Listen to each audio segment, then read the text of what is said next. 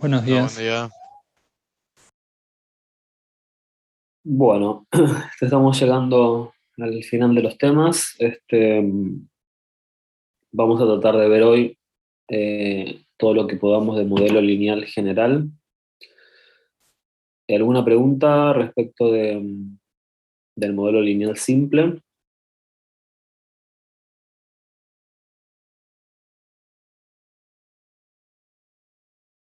Ok, bueno. Entonces, en el modelo lineal general, digamos, lo que vamos a incorporar son más variables explicativas, ¿sí? Nosotros hasta acá vinimos trabajando con una variable que explica y la variable respuesta, y ahora queremos agregar más variables explicativas, ¿sí? Pero seguimos manteniendo una única variable respuesta, ¿no? O sea, siempre queremos explicar algo a través de otras variables, ¿sí? Entonces, en ese sentido, nosotros necesitamos, cuando trabajemos con las variables explicativas, que serían las X, ¿sí? Vamos a necesitar diferenciar las variables explicativas eh, a través de X sub 1, X sub 2, ¿no? X sub K, ¿sí? Eh,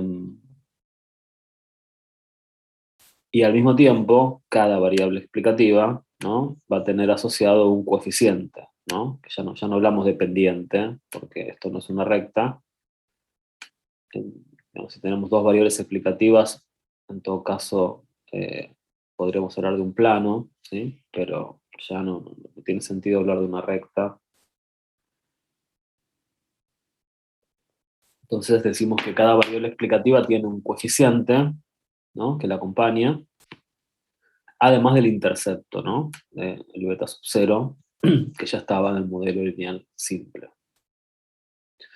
Entonces, fíjense que ahora, para las variables explicativas, aparece un doble subíndice, ¿sí? Acuérdense que yo antes, acá, lo que tenía era yo explicaba la variable respuesta, ¿no? Y subí como la variable, como el intercepto,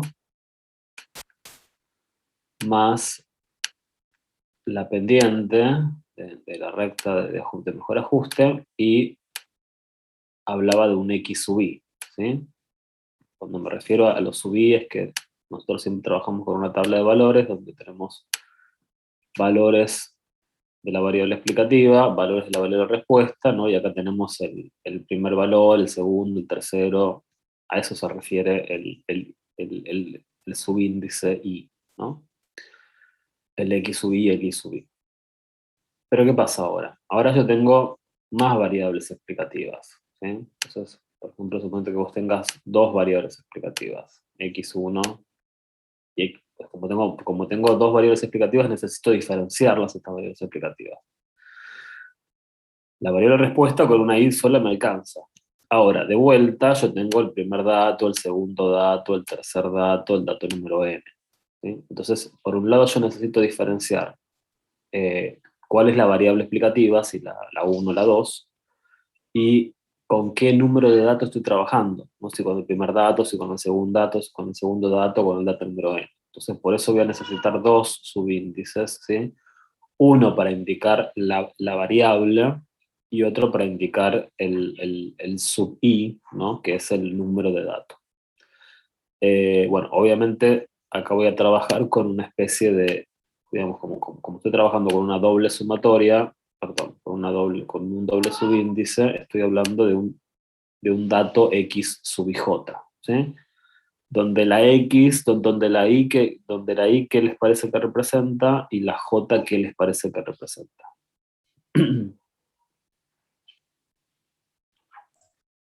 Y la I representa el dato y la J el número variable.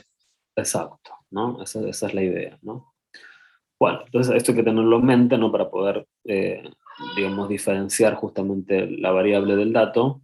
Eh, pero bueno, nuestro objetivo va a ser poder generar, ¿no? Lo que tenemos acá es una ecuación de regresión en donde, digamos, la variable respuesta pueda expresarse, ¿no?, en función del intercepto y todas las variables explicativas, más un error, ¿no? El error vuelve a aparecer, cada dato va a tener asociado, ¿no?, cada dato va a tener asociado un error, por eso hablamos del E sub i, y básicamente el error lo que va a representar es lo mismo que representaba en el modelo lineal simple, ¿no?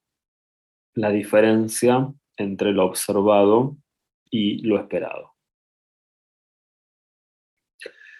Nuevamente, nuestro objetivo va a ser que la suma de estos errores sea lo más chica posible, ¿no? Pero necesitamos recurrir a los errores cuadráticos porque sabemos que los errores en sí van a compensarse, y entonces si los errores se compensan no me va a permitir medir justamente el efecto, ¿no?, de los errores. Entonces, más que minimizar los errores, mi objetivo es minimizar los errores cuadráticos. Eso, en este aspecto es lo mismo que antes, simplemente que en vez de trabajar con una variable, trabajo con k variables, ¿sí? Fíjense que en el modelo no es que tengo n variables, n es la cantidad de datos, sino que tengo k variables explicativas. Bueno, entonces, medio de esto es como parecido digamos, los pasos, los primeros pasos que vamos a seguir son bastante parecidos a lo que hicimos en el modelo lineal simple. Digamos, dado que este problema tiene, ¿cuántas incógnitas le parece que tiene este problema? Yo tengo n datos, ¿no? Tengo n datos, una variable respuesta, k variables explicativas, y coeficientes, ¿no? ¿Cuántos, digamos, de todo esto, qué es la incógnita y cuántas incógnitas son?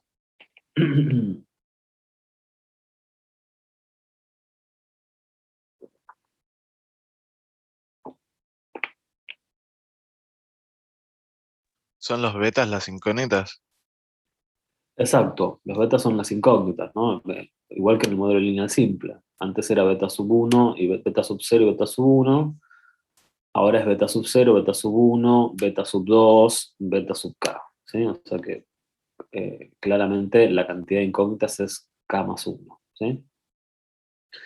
Entonces, para poder intentar resolver esta optimización, lo que tengo que hacer es derivar la función, o sea, las funciones, piensen que yo acá tengo, la función es la suma de los errores cuadráticos, ¿no?, que antes dependía de un solo coeficiente, de dos coeficientes, perdón, y ahora depende de k más 1 coeficientes. Eh, entonces lo que tengo que hacer es lo mismo que hice en el caso anterior, eh, pero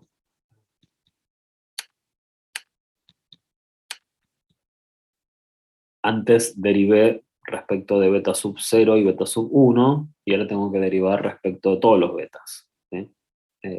Para poder eh, plantear una optimización, ¿no?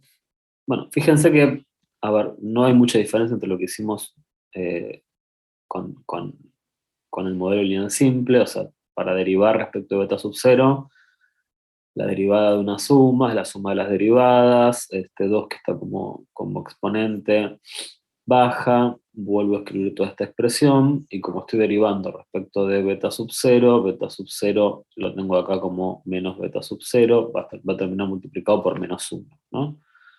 Ahora, o sea que me quedaría eh, esto multiplicado por,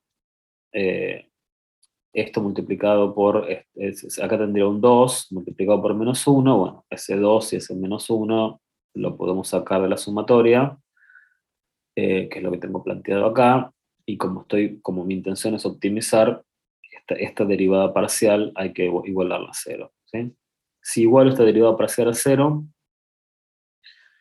lo que puedo hacer es este menos 2 lo puedo pasar dividiendo, con lo cual desaparece, y si distribuyo la sumatoria a todo este paréntesis, y todo lo que me queda con signo negativo lo paso para la derecha, ¿sí?, lo que voy a generar es esta primera expresión que tengo acá. Ok. Mírenla un segundito, a ver si lo entienden. Si hay algún problema me preguntan.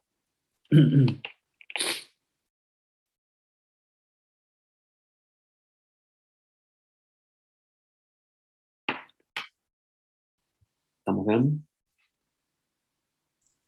Sí, Bueno, y después tengo que derivar respecto de cada variable explicativa, ¿sí? O sea, de beta sub 1, de beta sub 2, de beta sub k. Cuando deriva respecto de beta sub 1, me va a quedar de vuelta, ¿no? Acá me quedaría 2 por toda la expresión que tengo acá arriba.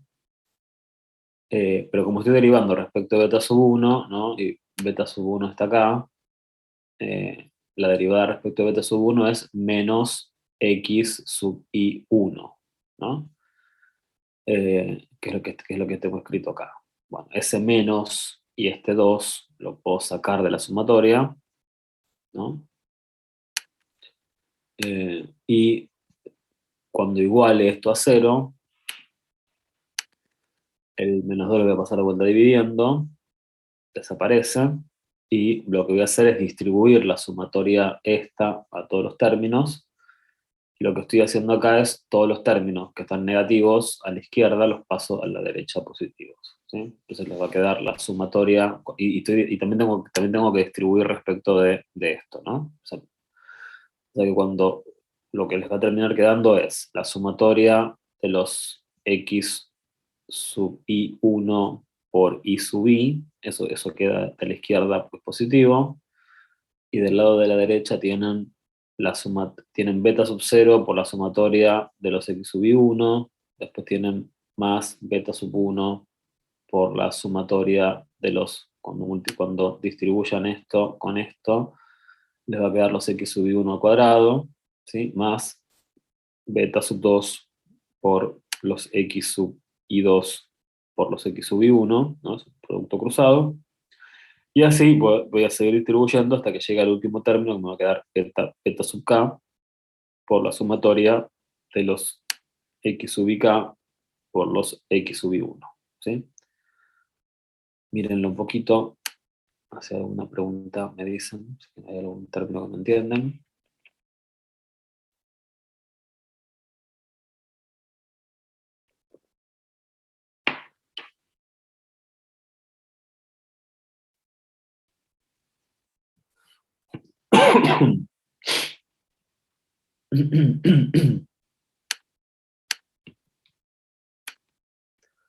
Bueno, conclusión, cuando derive, este procesamiento lo voy a tener que seguir haciendo respecto de eh, todos los coeficientes hasta que llegue al último coeficiente, ¿sí? Al beta sub k, que es la misma historia, ¿sí?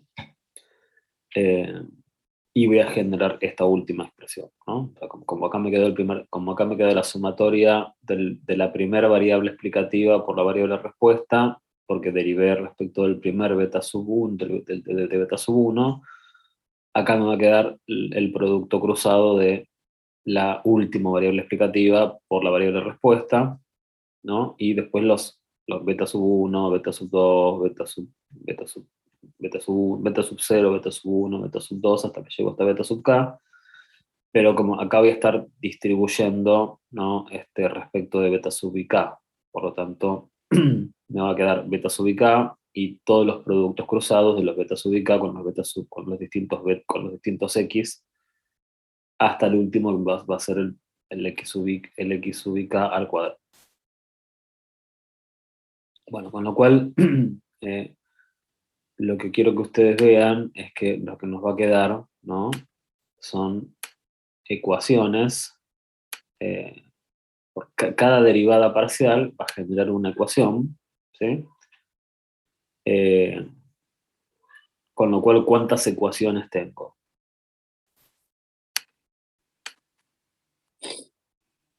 A más uno. Tengo k más 1 ecuaciones, muy bien, y tengo k más 1 variables, ¿no? Con lo cual, venimos bien,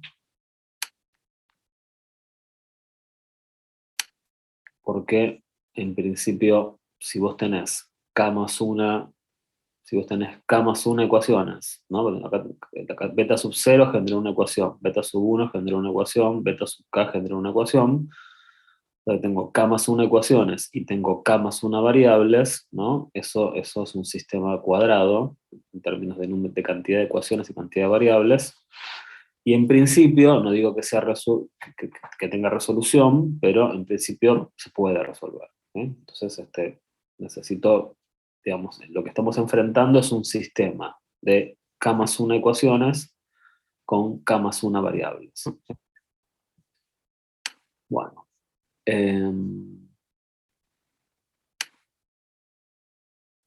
La herramienta que vamos a utilizar para resolver un sistema de K más 1 ecuaciones y K más 1 variables es, digamos, tratar de escribir esto a través de una expresión matricial. ¿Sí? ¿No? Cuando tenés muchas variables y muchas ecuaciones, digamos, las matrices son una herramienta bastante útil. Y fíjense que la expresión matricial de este sistema es la siguiente. ¿Sí? Si ustedes se acuerdan de, digamos, a ver, acá queda todo en pantalla. ¿Sí? Si ustedes se acuerdan de las propiedades de las operaciones con matrices, ¿sí? Acuérdense que para poder multiplicar matrices, así un resumen violento de matrices, ¿no? Las matrices son arreglos rectangulares de números, ¿sí?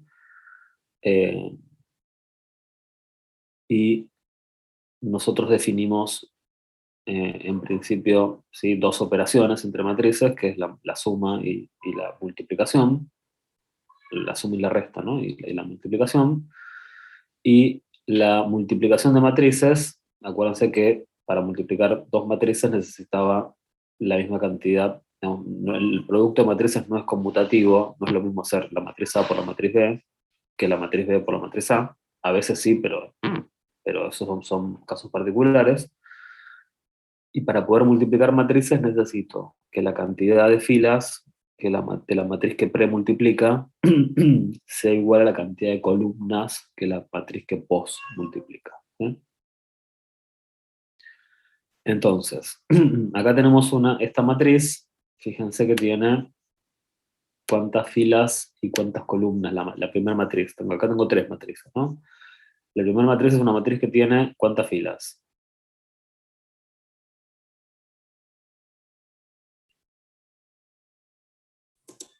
K más 1. K más 1, ¿sí? K más 1.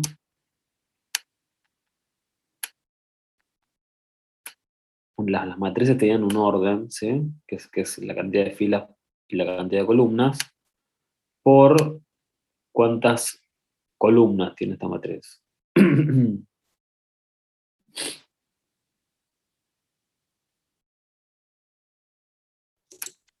También K más 1.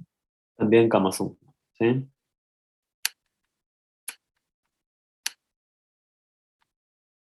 Y esta matriz que tiene K más 1 por K más 1, es una matriz cuadrada, ¿sí? Las matrices que tienen igual cantidad de filas y columnas se llaman matrices cuadradas.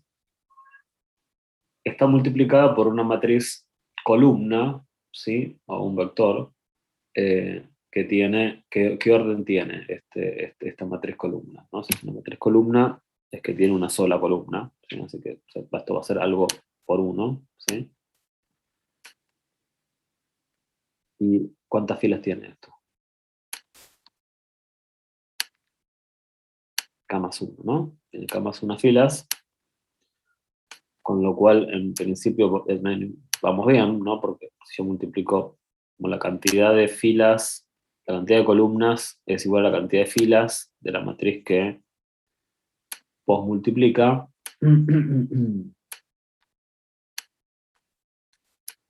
Puedo multiplicar estas matrices y el resultado va a ser una matriz que va a tener K más 1 filas por una columna, ¿sí? Digamos, para poder multiplicar, estos dos tienen que ser iguales, y la matriz resultado va a tener este orden, ¿sí? O sea, voy a tener una matriz de K más 1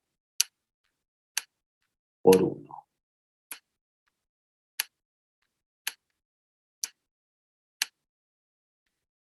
Bueno, y fíjense que, bueno, en principio ya el orden es correcto, y si ustedes se acuerdan digamos, de las reglas de multiplicación de matrices,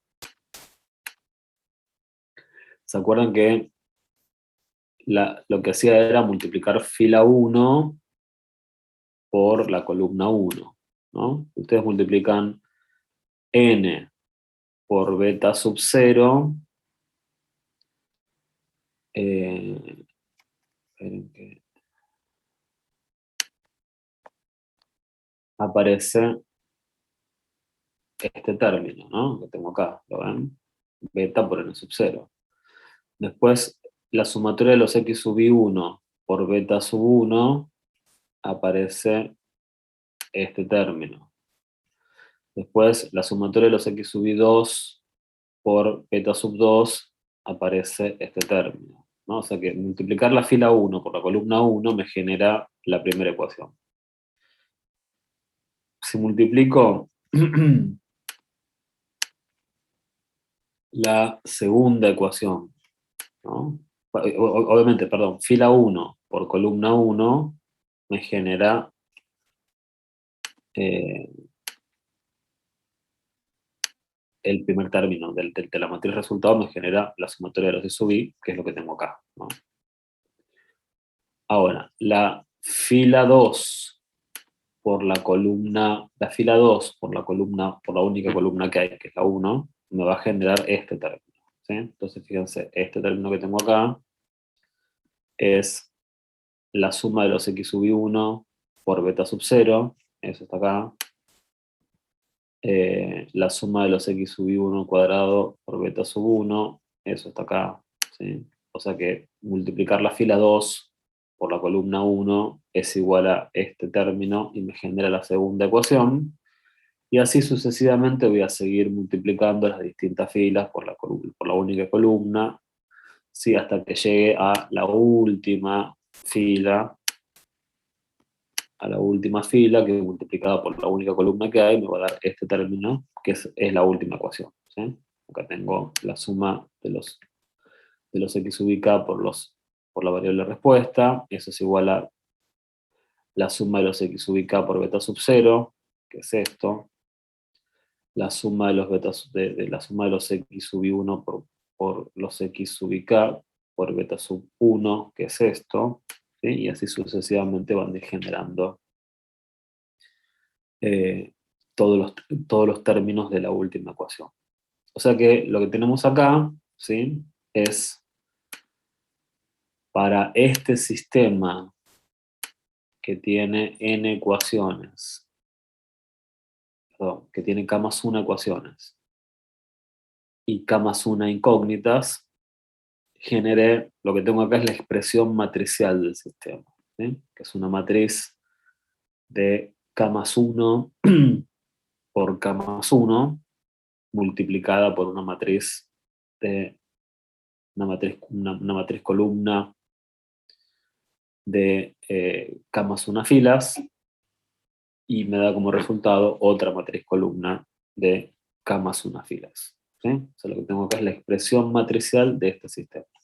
¿Se entiende la expresión matricial?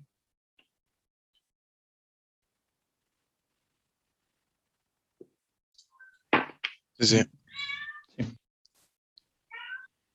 Ok. Entonces, como nuestro objetivo es resolver el sistema, o sea, mi objetivo es encontrarlos, digamos, a ver, de vuelta, ¿no? En este sistema matricial, lo único que yo no conozco es esto, ¿sí? Lo único que yo no conozco son los betas sub k. Digamos, esto es dato, esto es información, ¿sí? Que proviene de la muestra aleatoria, y eso también es información. O sea, estas matrices son matrices de números, ¿sí? Que provienen de la muestra aleatoria. La única incógnita que tengo acá es encontrar los coeficientes, ¿no? Por lo tanto, siempre tengamos claro de todo esto que es la incógnita, ¿tá? Entonces, nuestro objetivo para resolver este sistema matricial, en donde la incógnita son los coeficientes, va a tener que ser tratar de manipular este sistema matricial de alguna manera, ¿sí? Bueno, entonces para poder, mi objetivo es, repito, ¿no? Mi objetivo es poder resolver este sistema matricial. Para poder resolverlo vamos a plantear algunas matrices, ¿no? Una matriz es la matriz X. La matriz X es la matriz que se va a formar con todos los datos que representan a las variables explicativas. Es decir, yo voy a poner en la primera fila, mejor dicho, veámoslo por columnas, es lo mismo, pero en la primera columna voy a poner todos unos, ¿sí? Que los necesito para poder construir lo que quiero hacer. Ahora van a ver por qué. En la primera columna voy a poner todos los datos que tienen que ver con la primera variable explicativa, ¿sí? Ya tengo todos estos datos, fíjense que tienen en común que J es 1, o sea que este es el primer dato de la variable explicativa, este es el primer dato de la primera variable explicativa, el segundo dato de la segunda variable explicativa, bla, bla, bla. Acá tengo de vuelta todos los datos de la segunda variable explicativa y todos los datos de la última variable explicativa. Así acá no hay productos cruzados, acá es simplemente los datos de las variables explicativas. Esto es lo que yo voy a llamar matriz X. Y fíjense, esto es algo para que ustedes piensen un poquito, ¿no? No estoy del todo seguro eh, el nivel de claridad que tienen con matrices. ¿Ustedes ya estudian? ¿En qué materia estudian matrices en la facultad? Álgebra y matemática para economista. ¿Álgebra del CBC o álgebra ya de la carrera? Creo que estaba en el CDC. Ok, buenísimo. Bueno, entonces calculo que todo el mundo habrá visto lo que es la matriz traspuesta, ¿no? ¿Sabemos lo que es una matriz traspuesta? Sí, sí. Sí, sí. Ok, si ustedes transponen esta matriz, ¿no? La matriz X, la transponen, todo lo que es fila pasa a ser columna, ¿no? Entonces, bueno, yo acá no la escribí, pero si ustedes se imaginasen la matriz traspuesta, o sea, eh, imagínense una matriz donde ahora tengo todos unos acá, en la primera fila, ¿sí? Y lo que es la segunda columna se transforma en la segunda fila, y lo que es la última columna se transforma en la última fila.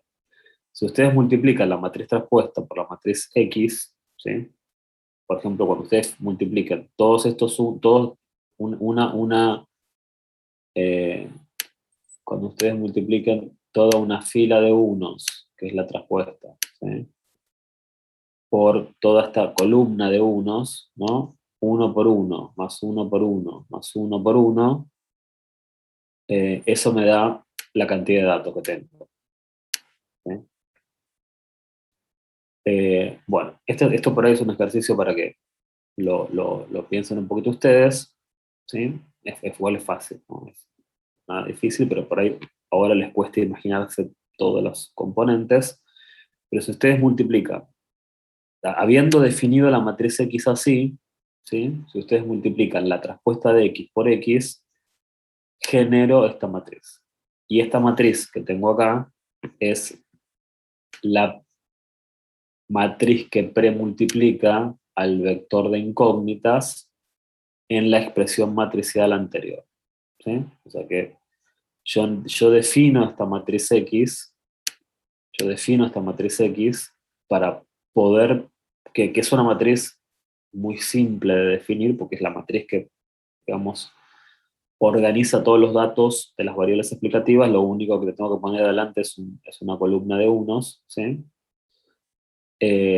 Pero me sirve mucho definir esta matriz, porque el premultiplicarla por la traspuesta genero la primer matriz esta que es la que me sirve para representar el sistema matricial.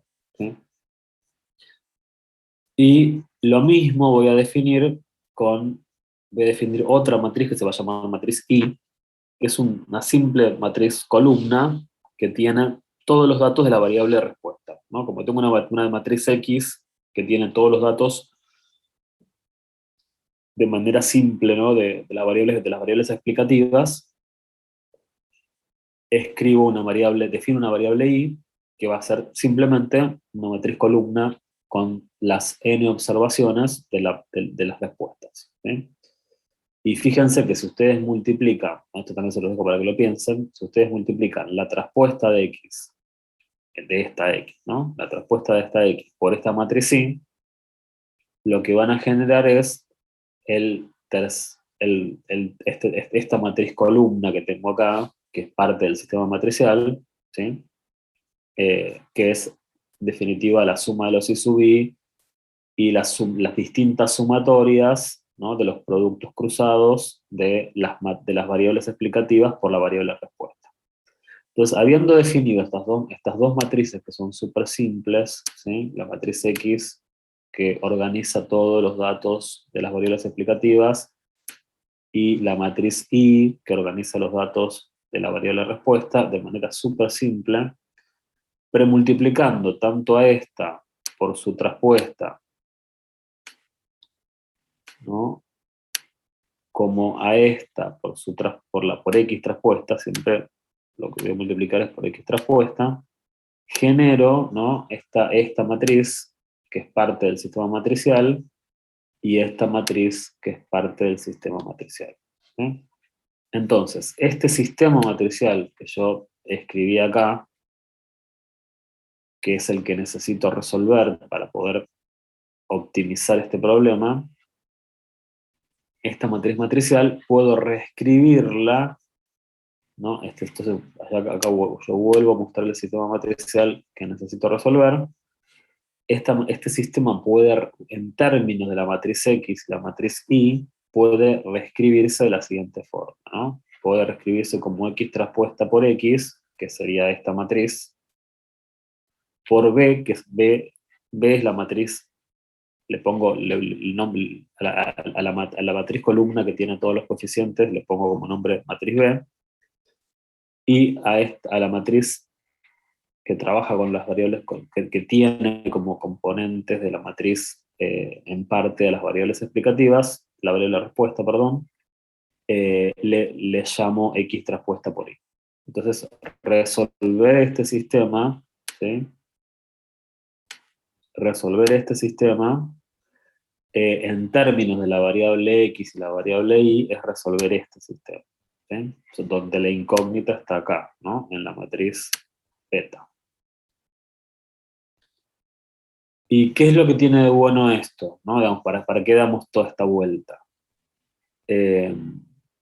Porque es práctico, ¿no? Es práctico, la matriz X es muy fácil construirla, agarras toda la información explicativa y armas tu matriz X, y la matriz Y también es súper fácil de armar, ¿tá?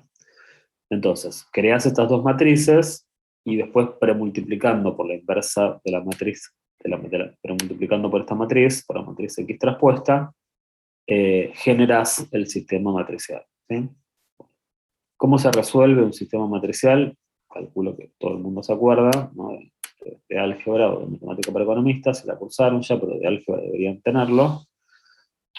Bueno, además estamos trabajando con matrices cuadradas, ¿sí? Recuerden que esta es una matriz de K más 1 por K más 1. O sea, además es una matriz cuadrada, y las matrices cuadradas son potencialmente invertibles, ¿sí? No digo, puede ser que no se puedan invertir, pero nunca lo que seguro no voy a poder hacer es invertir una matriz que no es cuadrada.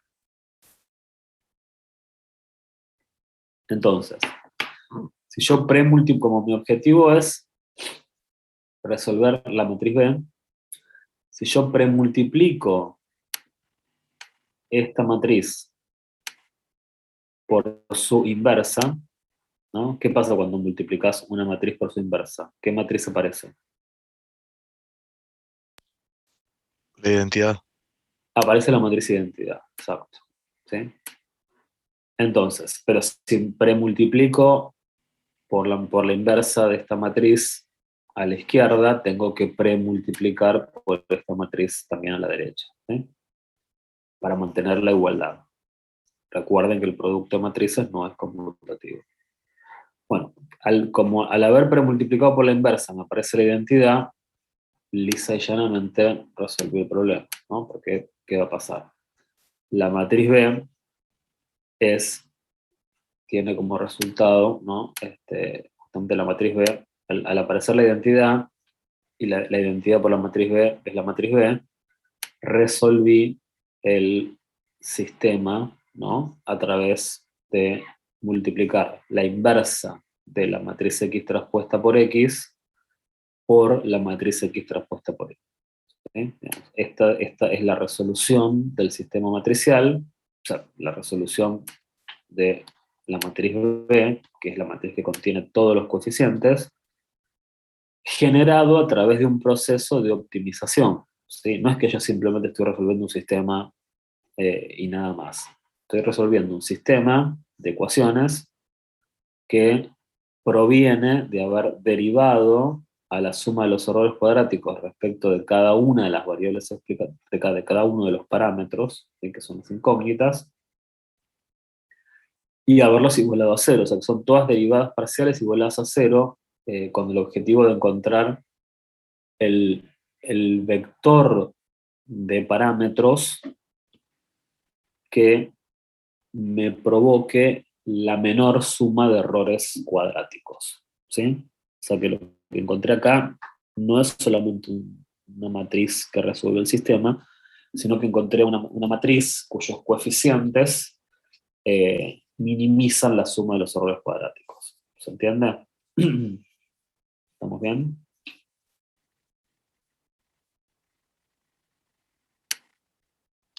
Sí.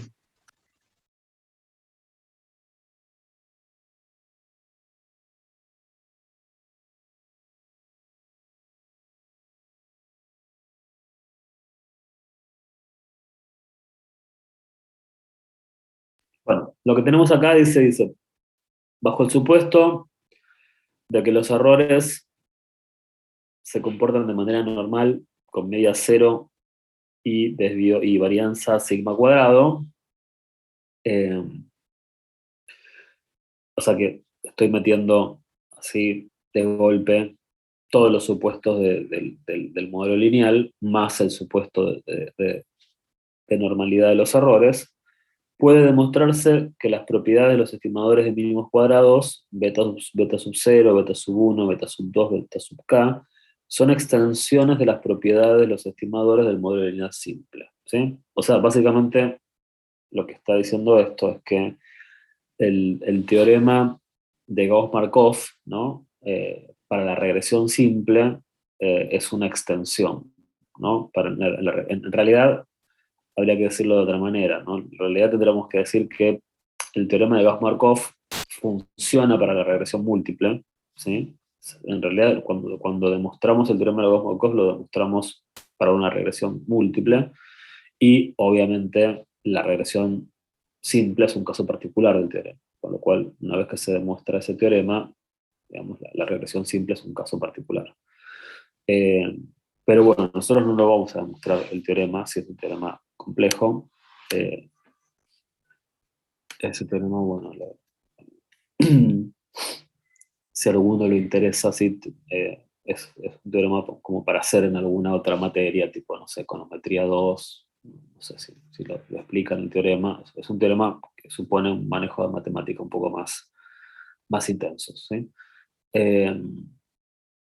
Así que bueno, lo que el teorema de Gauss-Markov nos garantiza es que bajo estas condiciones, bajo estos supuestos, ¿sí? Tenemos un modelo, ¿no? Generamos coeficientes que minimizan la suma de los errores cuadráticos. Eso, digamos, eso ya está demostrado, no hace falta demostrarlo. Surge de la operación con matrices. Pero, digamos, básicamente la idea no es la siguiente. Si si se cumplen las primeras 5 condiciones de Gauss-Markov, de vuelta tenemos estos estimadores son Meli, ¿sí?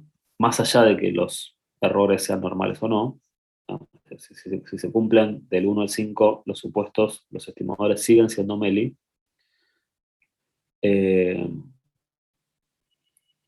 Pero además, si se cumplen la propiedad de normalidad de los errores, vamos a poder asignarles a los estimadores distribuciones muestrales, ¿no? O sea, que es lo que a nosotros nos interesa para poder hacer inferencia, ¿sí? Recuerden que la consecuencia directa de que los errores son normales es que los beta sub j,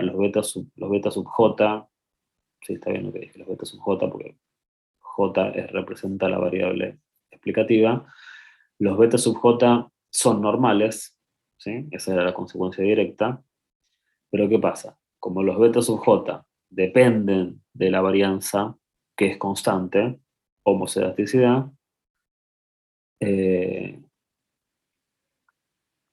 voy a tener que introducir acá un estimador un estimador de sigma cuadrado, que ese estimador tiene una distribución chi cuadrado, eso es la misma historia de la clase pasada, y al mezclar una distribución normal con una distribución chi cuadrado, genera una distribución t-student, ¿sí? Digamos, pero este cuentito, ¿no? Distribución normal, distribución chi cuadrado, distribución t-student, depende del supuesto de la normalidad, ¿sí? Entonces, ¿para qué es importante el supuesto de normalidad? Para poder hacer inferencia, ¿sí? Básicamente. Digamos, del supuesto de normalidad no depende que los estimadores son Meli. Digamos, eso es independiente, ¿no? Bueno, entonces, de vuelta, ¿no? Acá se complica un poquito esto es un poco lo mismo que vimos la clase pasada, pero se complica un poquito la notación, ¿sí? Por un lado, yo voy a tener que trabajar con un estimador de la varianza de los errores, ¿sí? Que la clase pasada era esta fórmula, pero dividido n-2, ¿se acuerdan? ¿Por qué? Porque este es un estimador insesgado de sigma cuadrado, pero ¿qué pasa? En la regresión simple, este estimador dependía de beta sub 0 y de beta sub 1. En la regresión múltiple, este estimador depende de todos los betas. O sea, depende de todos los de beta sub 0 hasta beta sub k. O sea que pierde k más 1 grados de libertad, ¿sí? Como es menos, si yo pongo menos k más 1, en definitiva me queda menos k menos 1, ¿sí? O sea, como antes yo acá restaba 2 grados de libertad, ahora voy a tener que restar k más 1 porque este parámetro, este estimador, depende de k más 1 coeficientes estimados, ¿sí? ¿Se entiende esto? Profe, ¿no era que teníamos...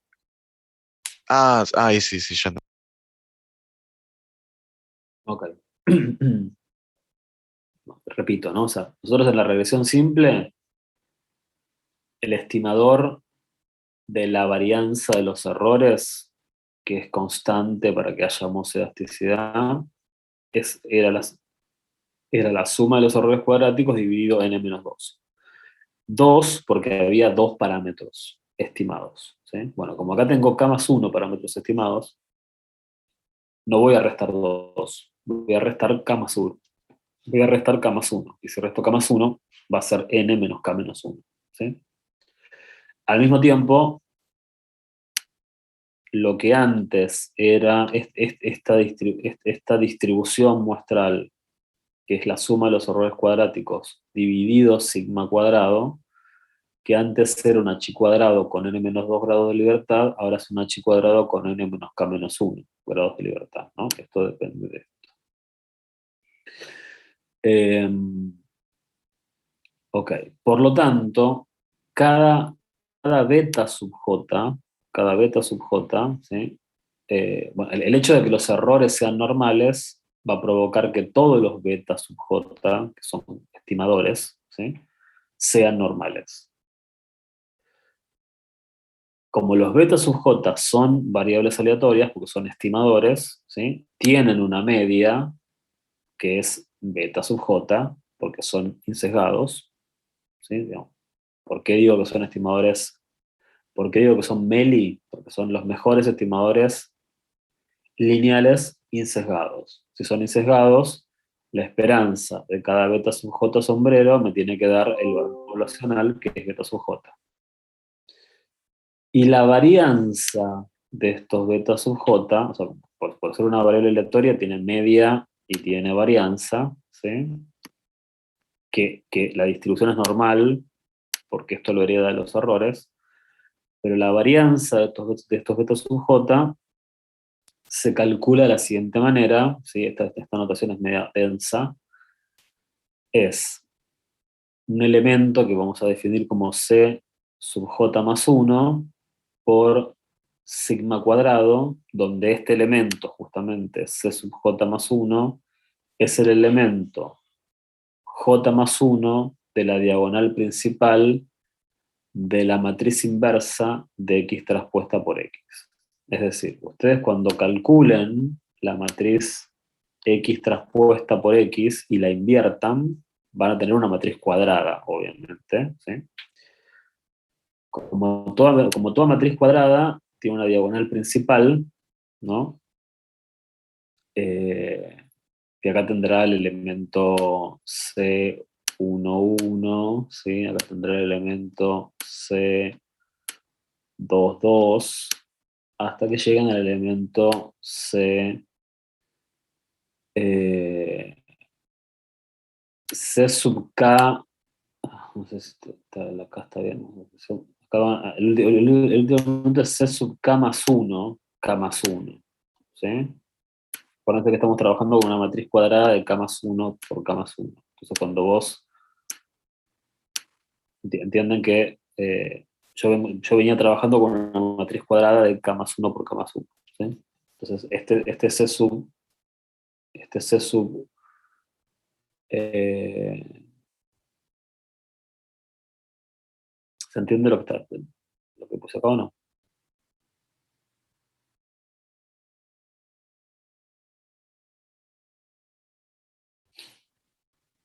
¿No se entiende? Si no se entiende, vuelvo un poquito más para atrás.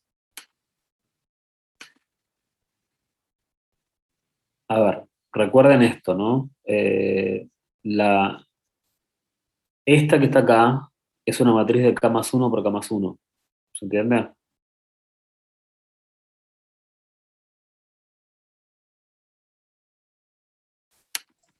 Chicos, Sí. esta es una matriz de K más 1 por K más 1. Bueno, ¿y qué es lo que dijimos nosotros? Que esta matriz se puede reemplazar por X transpuesta por X. Si yo calculo X por su transpuesta, genero esta matriz, con lo cual X transpuesta por X es una matriz de K más 1 por K más 1. Si vos invertís una matriz de K más 1 por K más 1, te da una matriz de K más 1 por K más 1. Si vos invertís una matriz de 2 por 2, te da una matriz de 2 por 2. Si invertís una matriz de 5 por 5, te da una matriz de 5 por 5. O sea que si invertís una matriz de K más 1 por K más 1, te da una matriz inversa de K más 1 por K más 1. Entonces, lo que estoy diciendo acá es que los beta sub j variable aleatoria tienen una media, que es beta sub j, porque si no, no serían insesgados, y tienen una varianza, que ¿cómo se va a calcular esta varianza? Esta varianza se va a calcular tomando un número multiplicado por la varianza de los errores, ¿sí? Ahora, ¿este número de dónde sale? Este número sale de la diagonal principal de la matriz X transpuesta por X a la menor, de la inversa de la matriz X transpuesta por X. Entonces lo que yo les digo, bueno, la inversa de la matriz X transpuesta por X es una matriz que tiene K más 1 por K más 1 filas, K más 1 filas por K más 1 columnas, en donde, si vos esta matriz la llamás, no sé, C, ponele, vamos a poner un nombre, matriz C, acá en la diagonal principal tengo el C11, tengo el C22, y como es una matriz de K más 1 por K más 1, el último, digamos, acá voy a tener otros valores, hasta que llegue al CK más 1, K más 1, K más 1. ¿Se entiende? Como tengo el C22, voy a tener el C K más 1, K más 1. ¿Se entiende o no se entiende ahora? Perdón, Sí, sí, ahí está más claro. Está complejo la escritura acá. Bueno, entonces, ¿cómo se calcula, vamos, este elemento? ¿Qué te está diciendo esto? Que si vos, por ejemplo, querés encontrar, por ejemplo, yo digo beta sub 0, ¿no? Beta sub 0 estimador. Es una variable aleatoria que tiene media beta sub 0, porque es el sesgado, y la varianza de beta sub 0, recuerden que la J representa al número de variable explicativa, ¿no? Y el coeficiente está asociado a la variable explicativa, por lo tanto, si yo escribo beta sub 3, 3 es J, no es I, ¿sí? Porque yo no tengo un coeficiente por cada dato, tengo un coeficiente por cada variable explicativa. Entonces, la varianza de beta sub J es el elemento C sub J más 1. Es decir, cuando J vale 0, vos tenés que hacer 0 más 1, 1. Entonces, la varianza va a ser el C sub 1, 1 por sigma cuadrado. O sea que vos vas a tener que encontrar este número, el primer elemento de esta diagonal principal, multiplicado por la varianza de los errores, es lo que te da la varianza del coeficiente. Sí, está bien, del coeficiente del estimador, ¿sí? Ahora, si vos querés calcular, por ejemplo, el estimador beta sub 1, el estimador beta sub 1 va a tener media beta sub 1, porque es sin sesgado, pero la varianza de beta sub 1 va a ser el C sub J más 1, o sea, el C sub 1 más 1, porque este es el J vale 1, o sea, va a ser el C sub 2, 2,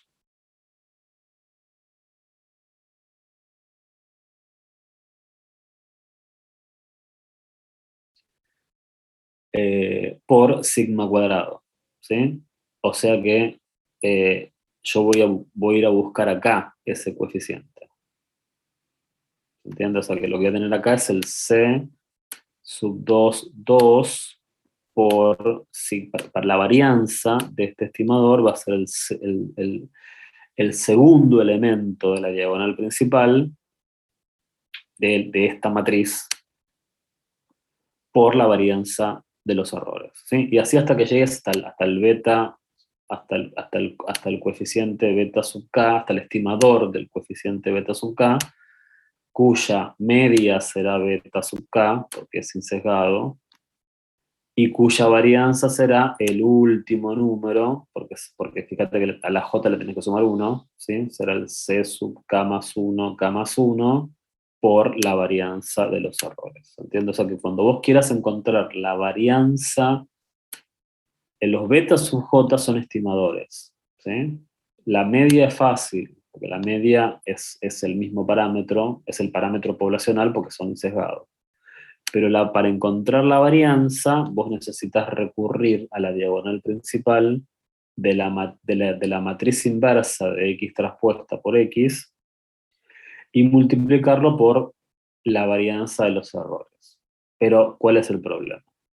El problema es que la varianza de los errores es un concepto teórico. Ya discutimos la clase pasada que la varianza de los errores no se puede calcular porque justamente la varianza de los errores se calcula con los errores y los errores son teóricos también, ¿no? Porque al no disponer de los parámetros poblacionales, yo todo lo que calcule lo calculo en función de estimaciones, por lo tanto no hablo de errores, sino que hablo de residuos, ¿sí? Entonces, como no tengo la varianza de los errores, voy a recurrir a la estimación insesgada de la varianza de los errores, ¿no? Cuando yo quiera calcular la varianza de los beta sub j, no puedo multiplicar por sigma cuadrado porque no lo tengo. Entonces voy a tener que reemplazar a sigma cuadrado por s cuadrado.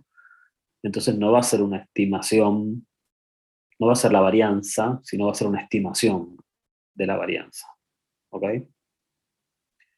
¿Qué es lo que dice acá? Por lo tanto, una estimación insesgada, ¿no? Vamos a lo importante. Por lo tanto, una estimación insesgada de la varianza de los beta de beta sub sub j es el lugar digamos, el número que está en la diagonal principal de esta matriz, ¿sí? Multiplicado por la varianza estimada de los errores, ¿sí? A través del estimador insesgado. Y eso es lo que generalmente, eso es lo que los libros escriben como S cuadrado por beta sub j. ¿Okay? Bueno.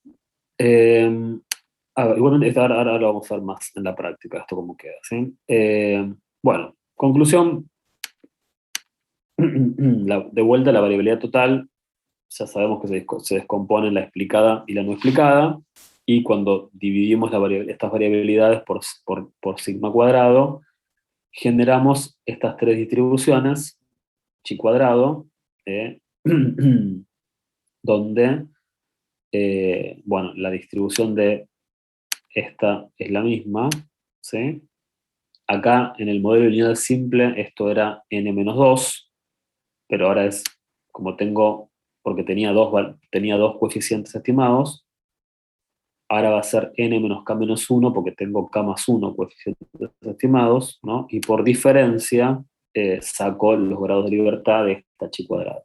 Antes esto era una chi cuadrado con un grado de libertad, porque acá tenía 2, ¿sí? Tenía n-1 y acá tengo n-2, acá tenía que haber un 1, pero como acá ahora tengo n-1 y acá tengo n-k-1, entonces acá tengo que tener k grados de libertad, ¿sí?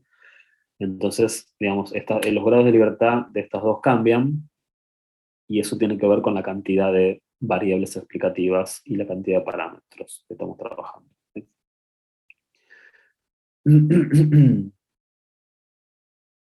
Bueno, ahora sí voy a hablar un poquito de los test de significación individual y global, porque ahora sí se torna relevante.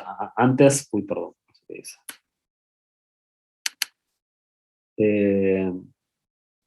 Digamos están viendo la presentación, ¿no? Sí, Sí. sí. Ok. En la regresión simple, ¿no? Si bien yo podía plantear estos dos tests que vamos a ver ahora,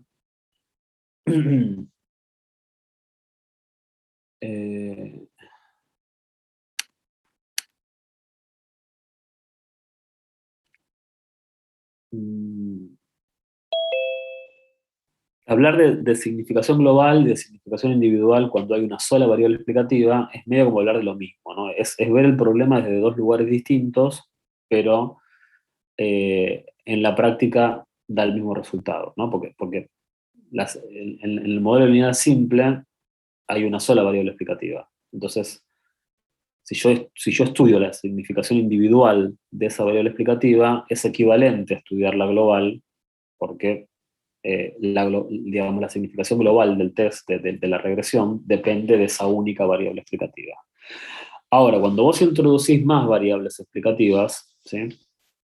Ya la significación global no es lo mismo que la individual, porque la individual es un test de hipótesis para cada uno de los beta sub j, ¿sí? Entonces, si vos tenés tres variables explicativas, vas a tener tres tests de significación individual, ¿no? Lo que estás evaluando acá es la significatividad de cada una de las variables explicativas a través de sus coeficientes.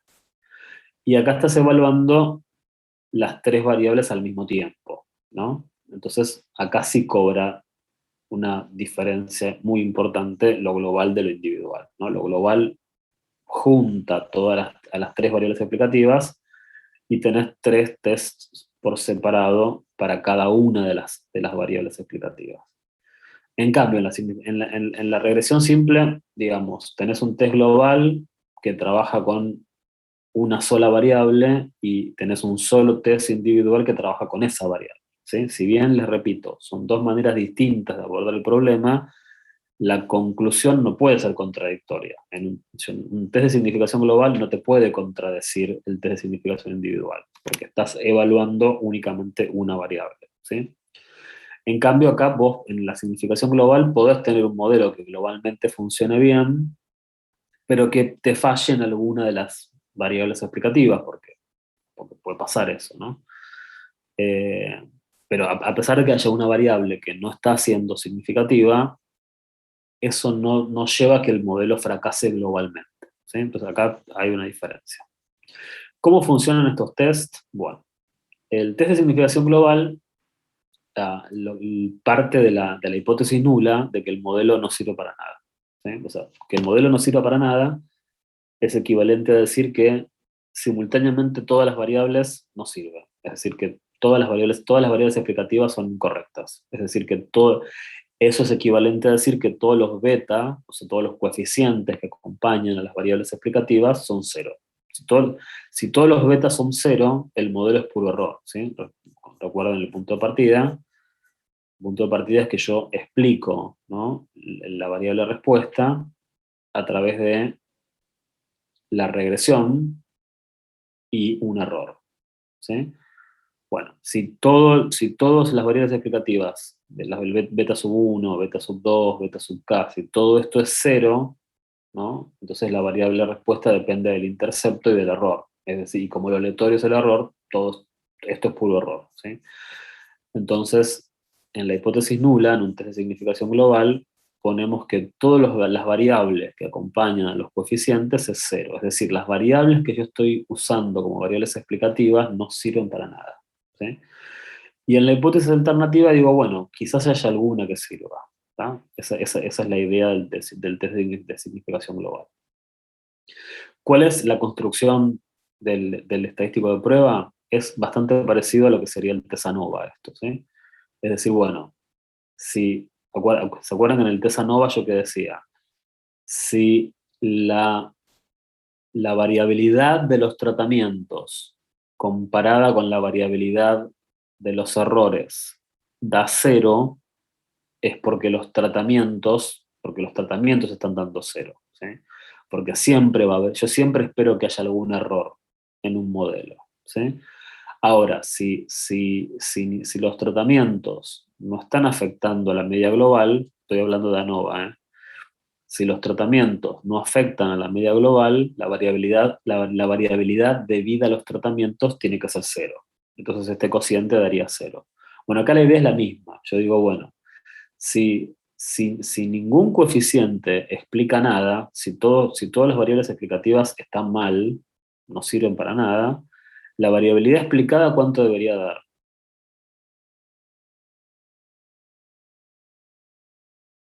Cero.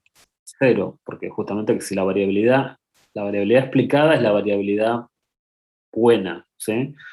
Si el modelo no explica nada, la variabilidad explicada debería dar cero. Por lo tanto, cero dividido la variabilidad que tenga que ver con los errores, que siempre va a haber errores, daría cero, ¿sí? Ahora, en la medida que el modelo empiece a tener capacidad explicativa, en la medida que alguno de estos beta sub j no son cero, es decir, que al no ser cero es como que le dan vida a la variable explicativa que acompañan, la variabilidad explicada debería aumentar, ¿sí? Y ya este cociente no me daría cero. O sea que fíjense que este es un test de igual contra mayor, ¿sí? Igual que el test ANOVA, igual que que el test de ANOVA, ¿sí? Funciona igual. O sea, si la suma de los cuadrados de los tratamientos da cero, es porque ningún tratamiento está afectando la media, ¿sí? En ese caso, digamos, vos podés decir que todas las medidas de los tratamientos son iguales. Bueno, acá la idea es otra. La idea es si todas las variables explicativas al mismo tiempo fallan, la variabilidad explicada da 0. ¿Sí? Contra alguna variabilidad, siempre va a haber variabilidad de los errores. ¿Tá? Entonces, en la medida que el modelo empiece a explicar algo, la variabilidad explicada va a empezar a aumentar y ya no va a ser 0 este cociente. Entonces, la pregunta es, si la hipótesis nula es esto, ¿no? Tiene que haber algún valor crítico a partir del cual, cuando empieza a crecer la variabilidad explicada con respecto a la variabilidad no explicada, en algún punto va a haber un valor crítico en donde cuando la variabilidad explicada de alguna manera le gane a la variabilidad no explicada, a partir de ese momento rechazo la hipótesis nula, y rechazar la hipótesis nula es decir, bueno, alguna variable algo explica. Eso quiere decir que el modelo globalmente es significativo, ¿sí? O sea que acá lo bueno es rechazar la hipótesis nula, ¿sí?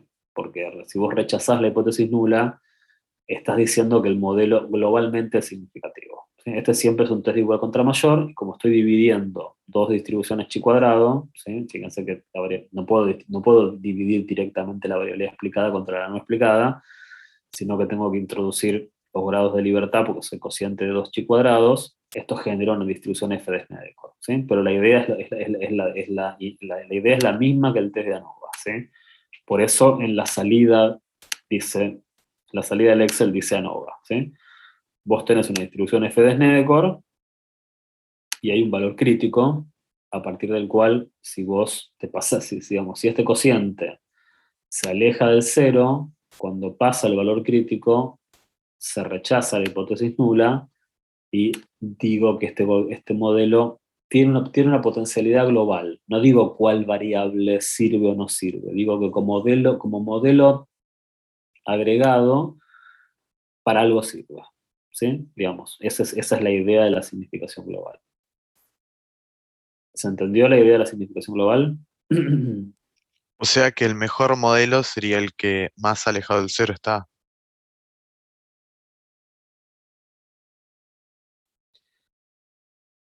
Eh, O sea que el estadístico de prueba te da lo más alejado del cero. sí, está bien la idea tuya, pero el tema es que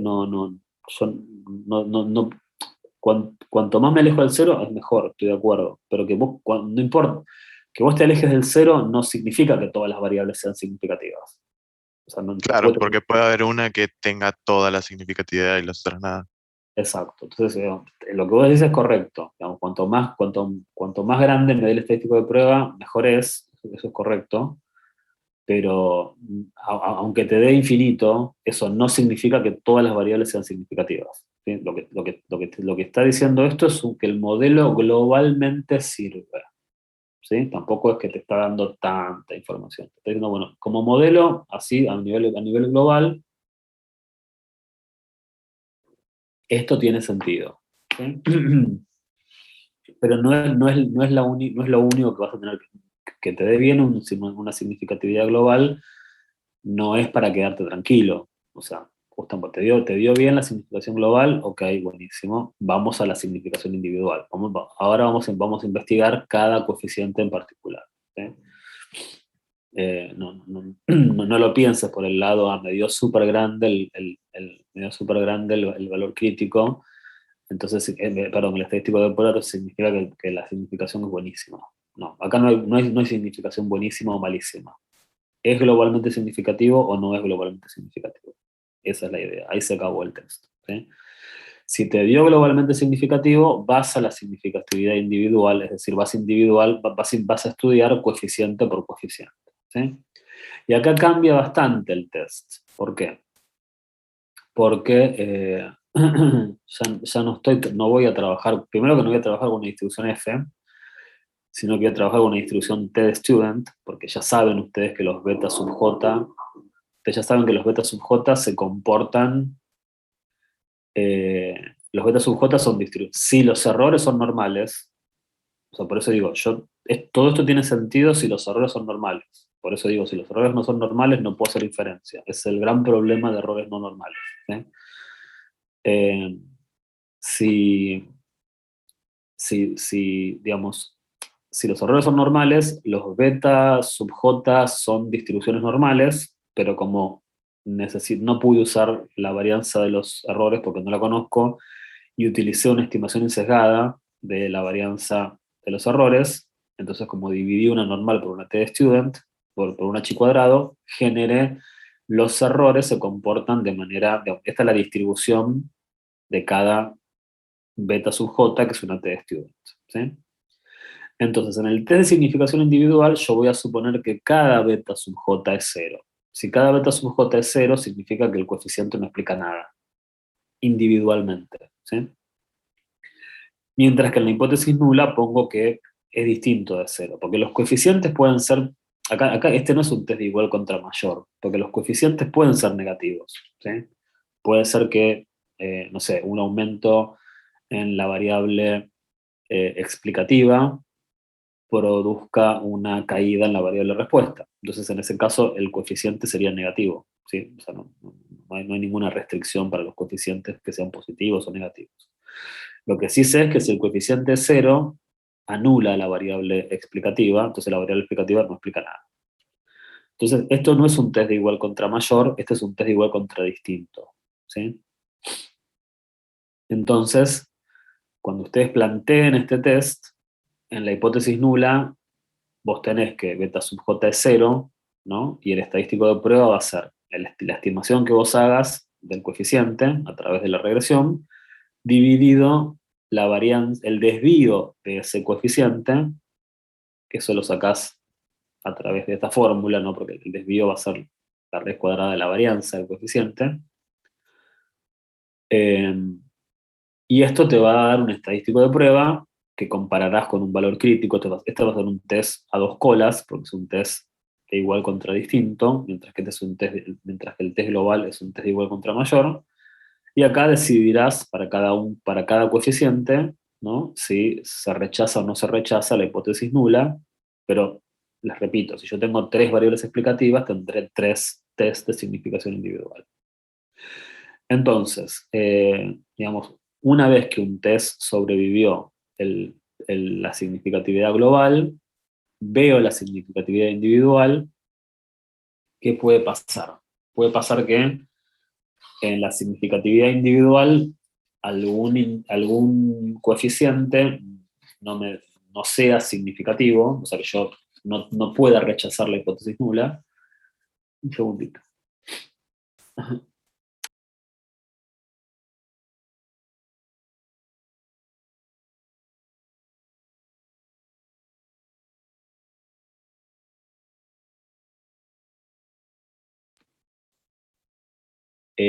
Puede pasar entonces que algún coeficiente no sea significativo de manera individual, entonces lo que se hace en esos casos es retirar ese coeficiente de la regresión y volver a evaluar todo, ¿no? Volver a evaluar, ver qué pasa con la significatividad global y ver qué pasa con la significatividad individual de los que no retiré, habiendo retirado el que retiré. ¿Sí? O sea, cuando vos retirás un coeficiente, una variable explicativa, porque no es significativa, tenés que ver cómo afecta eso a todo el test, ¿no? A veces, inclusive, en algunos modelos, ¿sí? Puede llegar a pasar, pasa poco, pero puede llegar a pasar, sobre todo en modelos donde se trabaja eh,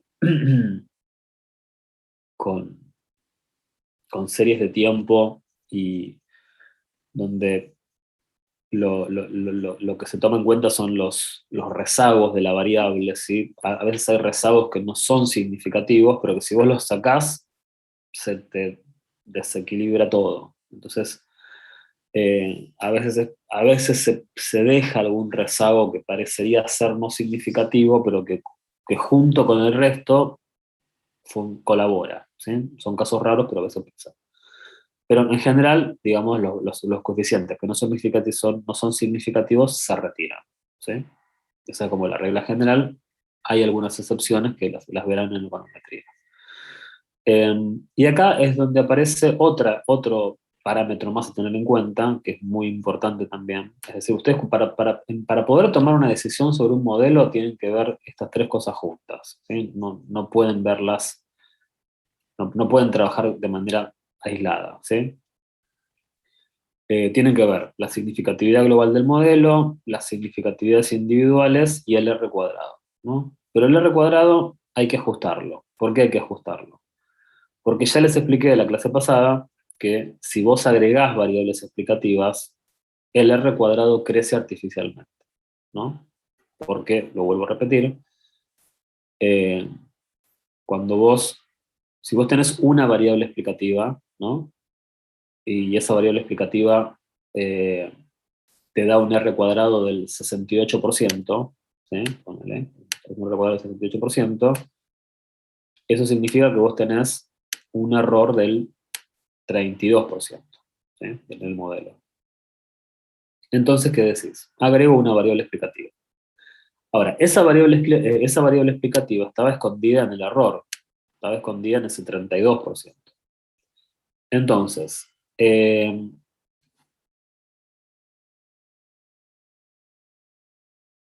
esa variable explicativa puede ser que sea muy mala, pero, qué sé yo, por ahí te aporta un 1% de explicatividad. Algo te va a aportar, porque, digamos, esa variable explicativa estaba escondida acá, en este 32%. ¿Sí? Entonces, algo te va a aportar. Entonces, si vos agregás 32 variables explicativas, ¿sí? Vas a lograr que el R cuadrado aumente mucho, ¿sí? Pero obviamente de una manera muy artificial, porque todas las variables que estás agregando no sirven para nada. ¿Sí? ¿Se entiende la idea de por qué agregar variables explicativas puede aumentar el R cuadrado de buena forma, pero también puede aumentarlo de manera artificial? ¿Captan la idea? Sí. Sí, sí. Por eso no son bien vistos los modelos que tienen 10 variables explicativas. Sobre todo modelos de este tipo, ¿sí? Modelos por ahí en series de tiempo. Si en serie de tiempo, por ahí el criterio es un poco más flexible, ¿sí? No nos horroriza tener muchos, porque se tener 5, 6, 7 variables explicativas, porque son rezagos de la variable, ¿sí? Pero en modelos donde vos no trabajas, donde vos tenés variables explicativas que no son rezagos de la variable, ¿sí? Aunque sea una serie de tiempo, pero que no estás trabajando no es que un rezago explica a la variable, esto no está bien visto, no está bien visto trabajar con 8 variables explicativas. Ahí estás, va a haber una duda importante de que es un R cuadrado artificial. Entonces, ¿qué es lo que se hace? Se ajusta el R cuadrado. ¿De qué manera se ajusta? Y bueno, como el R cuadrado es 1 menos la variabilidad no explicada dividido la variabilidad. Como el R cuadrado es esto, ¿no? El R cuadrado es, estoy hablando del R cuadrado, no del ajustado, ¿no? Es 1 menos la variabilidad no explicada sobre la variabilidad total, ¿sí? Lo que hacemos es ponderar a la variabilidad no explicada, o sea, introducir las variables explicativas. O sea, introducir en el R cuadrado la cantidad de variables explicativas que tenés, ¿sí? ¿Por qué? Porque fíjate que en este cociente, ¿qué pasa acá? Si vos aumentás, como K representa la cantidad de variables explicativas, si yo aumento K, si K aumenta, ¿no? ¿Qué pasa con todo este numerador? Disminuye. Disminuye, ¿sí? Perdón. Entonces, esa es la forma de compensar, ¿no? Compensar el efecto que va a tener agregar variables explicativas al modelo, ¿no? Bueno, en realidad, a ver, está bien, lo dije al revés, pero creo que se entendió. Si K aumenta, esto disminuye, pero como está restando, si K aumenta, En definitiva, esto baja. ¿Y qué pasa con la suma de los errores cuadráticos? Aumenta. ¿Se entiende? Porque K está aumentando, pero como K está negativa, en definitiva, esto va a disminuir, ¿no? Y al disminuir, aumentan los errores. Entonces, es una manera de compensar esto, ¿no? De que si las variables explicativas aumentan, el error disminuye. Bueno, es una manera de compensar eso, ¿no? Si yo aumento la cantidad de variables explicativas, lo que voy a hacer es provocar que los errores aumenten. Entonces, es una manera de compensar el efecto, artificial de agregar variables explicativas. Y lo más razonable, ¿no? El criterio más razonable que se utilizó fue decir, bueno, ¿por qué, digamos, cómo hago para ponderar? ¿Cuál es un criterio razonable para ponderar, ¿no? Digamos, para ponderar la variabilidad no explicada y la variabilidad total? Y bueno, lo más razonable son sus grados de libertad, ¿sí? Esto es más, esto véanlo más que nada como un criterio, ¿sí? O sea, esto no... ¿Cuál es la razonabilidad de todo esto? Y la razonabilidad es un criterio, ¿sí? ¿Cuál es el criterio? Bueno, si vos tenés que incorporar de alguna manera en las variabilidades la cantidad de variables explicativas, y bueno, lo más razonable es utilizar los grados de libertad, ¿sí?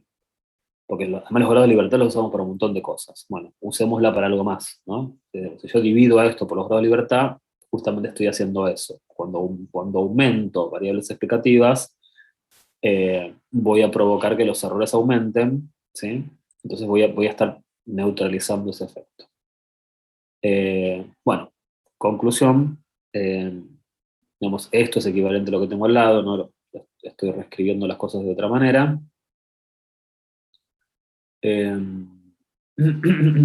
Y fíjense que cuando vos lo reescribís de esta forma, la variabilidad no explicada sobre la variabilidad total,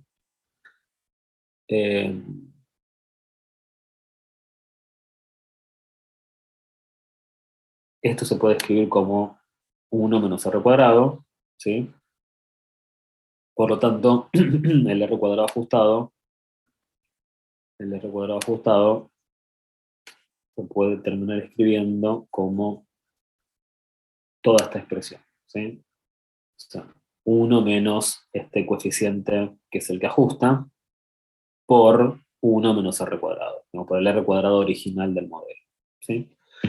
Entonces, normalmente en un modelo lineal simple, no vemos el r cuadrado ajustado, vemos el r cuadrado, ¿sí? Ahora, en un modelo lineal múltiple, ves el r cuadrado ajustado, porque el r cuadrado ajustado está justamente neutralizando el efecto sobre el r cuadrado que puede venir de variables artificiales, ¿sí?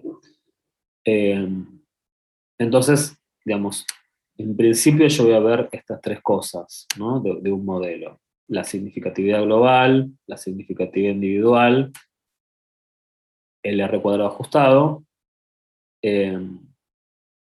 Y si esto más o menos me da razonable, ¿no? Recién ahí voy a ponerme a investigar problemas que pueda llegar a tener un modelo, ¿no? Básicamente los problemas van a estar relacionados con la heteroscedasticidad y con la autocorrelación, ¿sí? Pero digamos, yo me voy a meter en los problemas una vez que tengo un punto de partida más o menos sólido, ¿sí? Digamos, no tiene sentido ponerme a analizar problemas de un modelo que no sirve para nada, ¿tá? ¿Alguna pregunta hasta acá?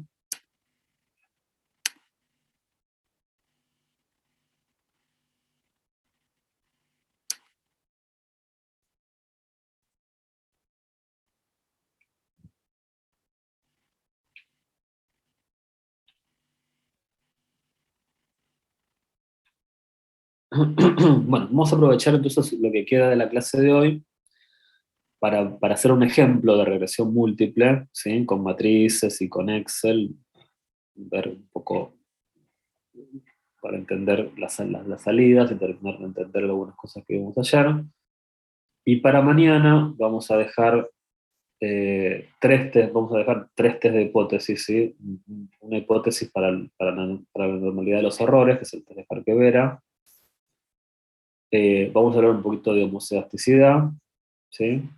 Y posibles alternativas para investigar la presencia o no de homocedasticidad, que es el test de White. Hay más tests, pero nosotros vamos a ver el de White. Alguna posible solución, si hay problemas de heterocedasticidad. Vamos a hablar un poquito de series de tiempo y autocorrelación, ¿sí? A través de un test que es el Dewey-Watson, que es el más conocido. Y posibles soluciones para algún tipo de autocorrelación, ¿sí? que pueda aparecer. Y listo, y ahí estamos, ¿sí? Esto les va a dejar más o menos una base un poco sólida para encarar econometría, ¿sí? Bueno, ¿alguna preguntita?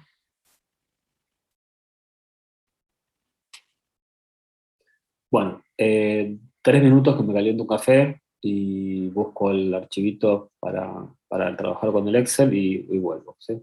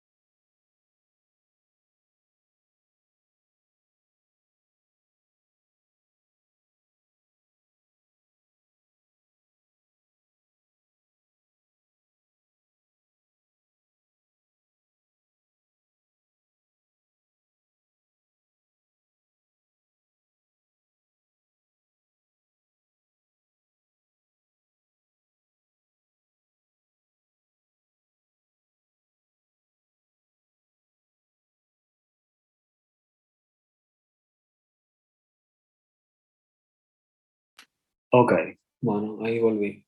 Eh, lo que les pido que lean en Canavos, bueno, en Canavos tienen que leer todo el capítulo 13 y 14, y digamos, lo que vamos a ver mañana es más de buscar a ti, pero leer en Canavos lo que tiene que ver con las variables indicativas, ¿sí? O variables dummy también se llaman, también se las conoce como variables tontas, ¿sí? Que son variables que se usan bastante, que son variables que son como blanco o negro, ¿sí? Son variables dicotómicas, ¿sí? Es como, por ejemplo, en este modelo, ¿no? Nosotros tenemos el precio de departamentos, y tratamos de correlacionar el precio con la cantidad de ambientes que tiene el departamento y la cantidad de años que tiene el edificio. Yo, por ejemplo, podría agregar otra variable más, que es una variable típicamente indicativa, que es si el departamento tiene cochera o no, ¿no? Entonces, si tiene cochera, la respuesta es sí o no, digamos, no es una variable cuantitativa, ¿sí? Entonces, generalmente a la respuesta sí se le pone un 1 y a la respuesta no se le pone un 0, ¿sí? Entonces vos podrías decir, el departamento 1 tiene cochera, sí. El departamento 2 tiene cochera, no. Estas variables indicativas, vos no podés tener una opción que sea, que, digamos, si tu opción es, no sé, ponete que estás trabajando con autos, ¿no? Y eh,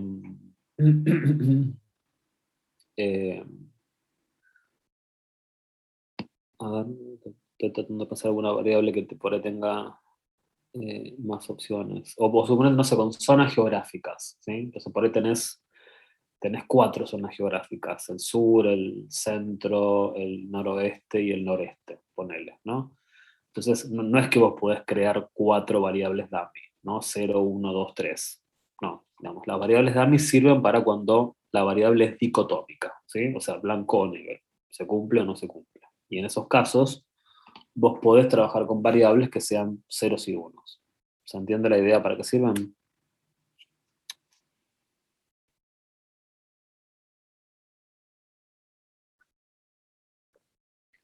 ¿Me están escuchando, chicos? Sí, sí, se Sí, sí. entiende. No, ok. Bueno, bueno, en este ejercicio, este es un ejercicio de regresión múltiple, ¿sí? En donde tenemos 2 variables para explicar el precio de los departamentos. Vamos a resolverlo de manera matricial y después,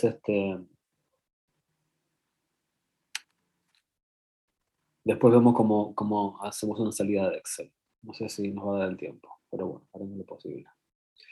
Bueno, entonces primero, ¿qué había que hacer? ¿No? Tenemos que crear, acuérdense, tenemos que crear la variable X, perdón, la matriz X. La matriz X era una matriz que tenía, acuérdense, iba a trabajar con las variables explicativas, ¿no?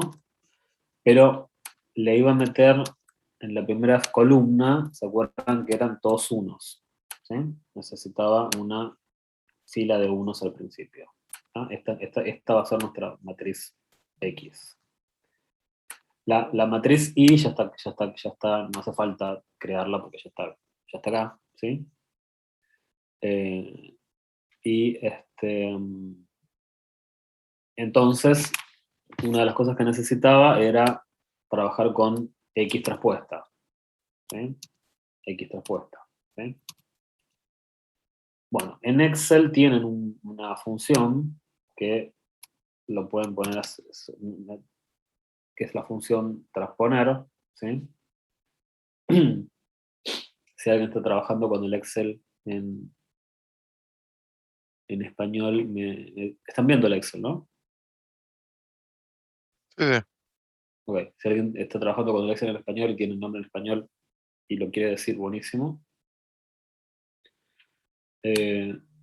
Lo que tienen que hacer es, una vez que ponen estas funciones, copiar, digamos, seleccionar los datos que quieren transponer, y ahí les va a transponer la matriz, ¿sí? Esta es la matriz transpuesta.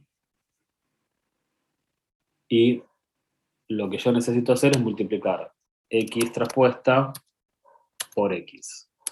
¿Sí? Esa era una de las cosas que necesitaba hacer. Entonces, acá lo que van a hacer es, acá tienen una opción, van a buscar la función m, en inglés es mmult, no sé cómo es en español, ¿sí? Pero es multiplicación, matrices mult. En español es la misma. Es la misma, buenísimo.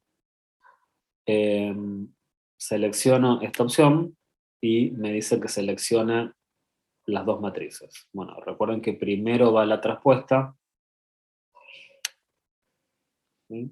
Quiero multiplicar la traspuesta por la matriz X. Y acá tengo la traspuesta, la traspuesta por la matriz. ¿Y qué necesitaba después? ¿Qué más iba a necesitar? X transpuesta por Y. X traspuesta por Y, también voy a necesitar esa, ¿sí? Lo vamos a hacer por acá. X traspuesta por Y. Hacer M mult X traspuesta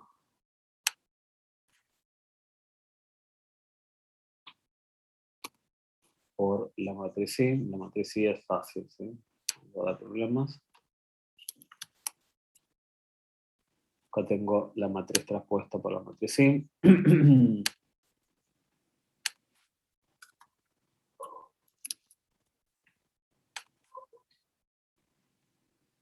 Y finalmente, bueno, voy a calcularla, podría hacerlo directamente, pero vamos a calcular la inversa de la traspuesta por la Y, de la traspuesta de X traspuesta por X, ¿sí? Vamos a poner la matriz,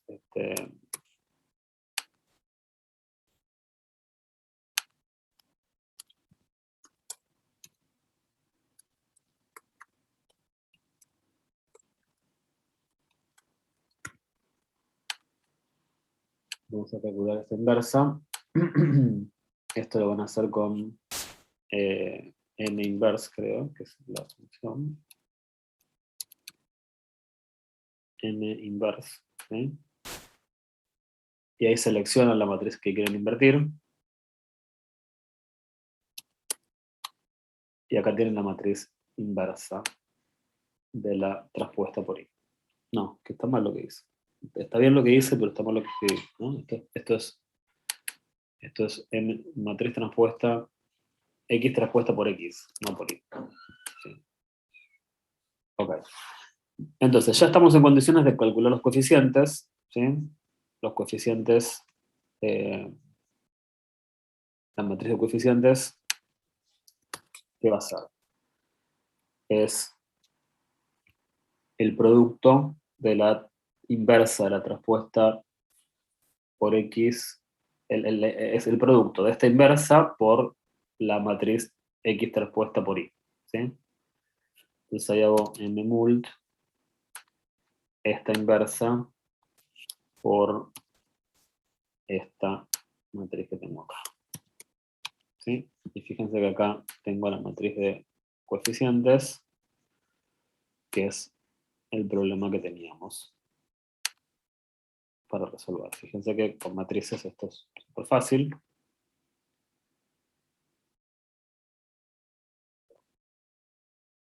Con lo cual ya tenemos nuestro intercepto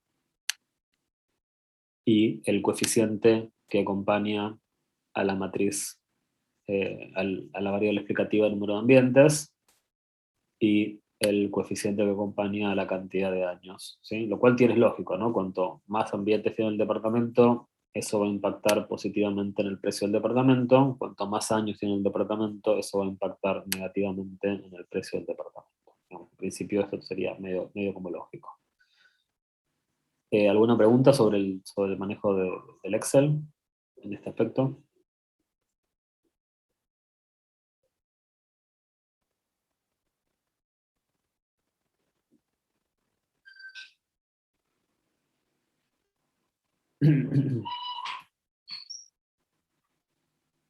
Bueno, si yo quiero correr la regresión en el Excel, ¿sí?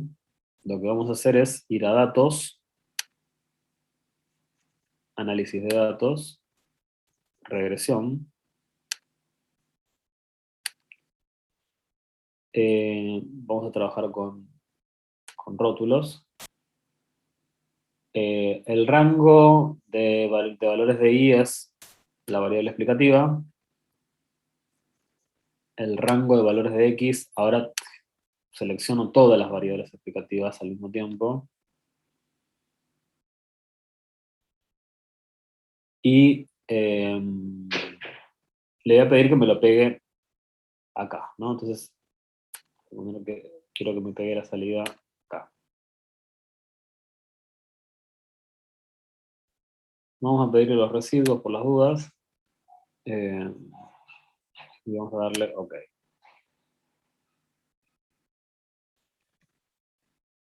Bueno. Fíjense que la salida es similar a la que trabajamos el otro día,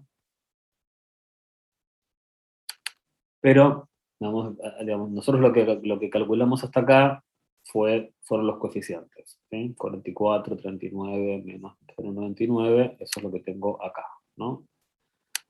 Acá tengo lo único que tengo calculado hasta acá son los coeficientes.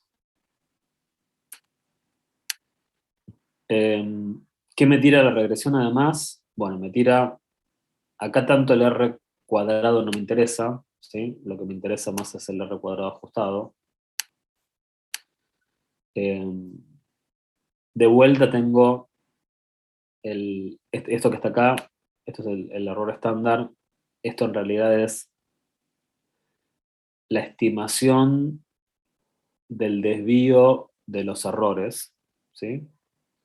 Acá tengo de vuelta las variabilidades, variabilidad explicada, variabilidad distribuida, variabilidad de los errores, que es de los residuos, ¿no? Y la variabilidad total. Acá voy a ver el test de significación global, digamos, esta salida es lo que me va a dar el test de significación global, básicamente, ¿sí? Además de darme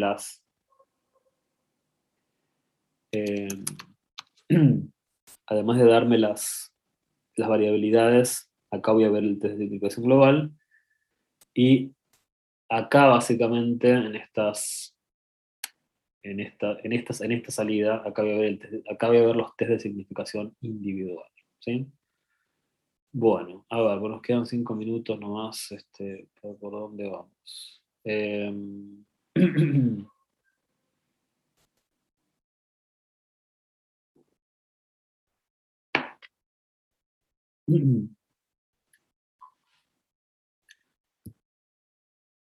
Bueno, ¿hace falta que calcule las variabilidades o ya eso lo entendieron la vez pasada? Como calculé la variabilidad total, perdón, la variabilidad total, la variabilidad explicada y la variabilidad no explicada. ¿Quieren que lo vuelva a calcular o no hace falta? Me parece que es mejor si hacemos alguno de los test global o individual. Ok, yo pienso lo mismo. Entonces, sí, una vez que, digamos, ustedes saben, para calcular las variabilidades lo que tienen que hacer es trabajar con la IT, calcular el I esperado, que ya lo tienen acá, el I esperado, el I esperado ya se los da, si ustedes usaron la salida le pusieron residuos, ya tienen el I esperado, y entre el I esperado y el I observado pueden calcular los residuos, y si le dan el cuadrado y lo suman, tienen las variabilidades. Y eso se lo dejo para que lo chequen ustedes, me parece que es fácil. Aprovechemos estos 5 minutos que nos queda para ver si podemos hacer los tests, no creo, pero al menos el test global. El test de significación global, recuerden que es, básicamente la idea es que el modelo no sirve para nada y que todos los coeficientes simultáneamente son ceros, ¿sí? Y lo que estoy haciendo es dividiendo, ¿sí? A lo bruto sería dividir la variabilidad explicada sobre la variabilidad no explicada, pero ponderada a través de su grado de libertad, ¿sí? O sea, esto es el test, por eso dice ANOVA, porque esto es el test ANOVA, ¿sí? Si acá vos le pones tratamientos y errores, es lo mismo, ¿sí? O sea, estás haciendo las variabilidades ponderadas por su grado de libertad. Entonces, de ahí sale, este es el estadístico de prueba, ¿sí? ¿De dónde sale el 123,87? Y sale de hacer la sale a ser la suma de los cuadrados de la regresión, o sea, la suma de la variabilidad explicada, ¿sí? Dividido sus grados de libertad, que es, ¿qué cosa es el grado de libertad? Es n menos k, ¿sí? ¿Cuántas variables explicativas tengo acá?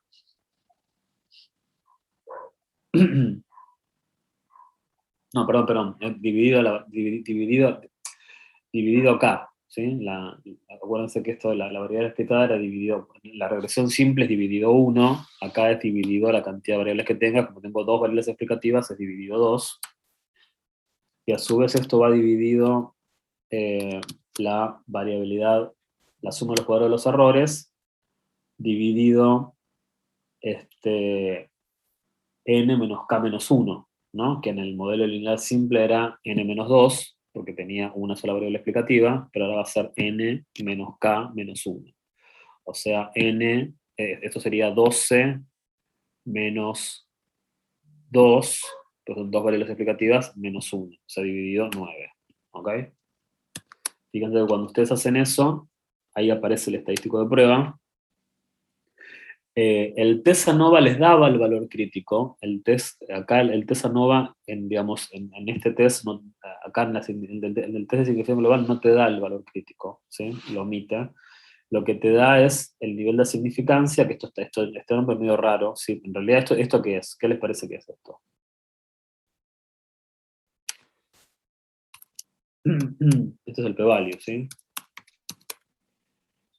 El p-value, ¿cómo se calcula? El p-value va a ser la probabilidad que hay a partir del estadístico de prueba, ¿sí? O sea que esto va a ser, ¿cómo lo haría? ¿Qué función utilizarían del Excel? Si es una probabilidad. ¿Es una chi cuadrada inversa con la derecha? Una F. Acordate que el test global es una F, es el Ah, cociente de cierto. 2 cuadrados, es una F. Pero está bien, es una F inversa con la derecha, muy bien. Acá donde dice probabilidad, le pones tu nivel de significación. No, para. ¿Por qué inversa? Si es una probabilidad. No, sí, es una normal entonces.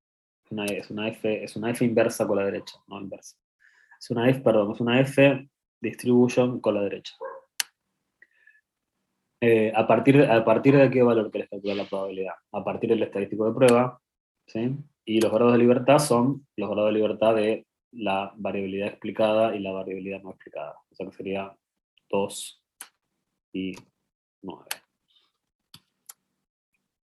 Fíjense que acá tenés el p-value, ¿sí? O sea que lo que tenés acá, en estos dos últimos casilleros, es el estadístico de prueba del nivel del test de significación global y el p-value, ¿sí? Obviamente que este p-value es casi 0, ¿sí? Porque es 2,8 por 10 a la menos 7, esto es casi 0. Por lo tanto, si el p-value es menor que el 5%, suponete que vos esto lo haces a un 5%, por lo tanto se rechaza, ¿no? La hipótesis nula. Si se rechaza la hipótesis nula, el test es significativo globalmente, ¿sí? ¿Qué son estos dos casilleros? Lo mismo que era el test ANOVA antes, es lo que se llama la suma de los cuadrados medios, ¿sí? Acá tendremos los cuadrados medios de la regresión y los cuadrados medios de los errores, que es dividir a la suma de los cuadrados por los grados de libertad. O sea que este es un paso intermedio para calcular el F. Yo podría haber calculado el F directamente dividiendo el cuadrado medio de la regresión por el cuadrado medio de los errores, ¿sí? Me daba lo mismo. Está medio como el pedo eso. Ok, bueno, por lo menos vimos la salida del test de significación global. Y lo que nos quedaría ver es estos tres casilleros que tienen que ver con el test de significación individual, ¿sí? Que eso lo vamos a ver en principio mañana. Bueno, a ver, chicos, yo lo lamento, pero mañana va a tener que haber clase porque si no, no terminamos de cubrir. ¿Están de acuerdo mañana de 8 a 11? ¿Están de acuerdo?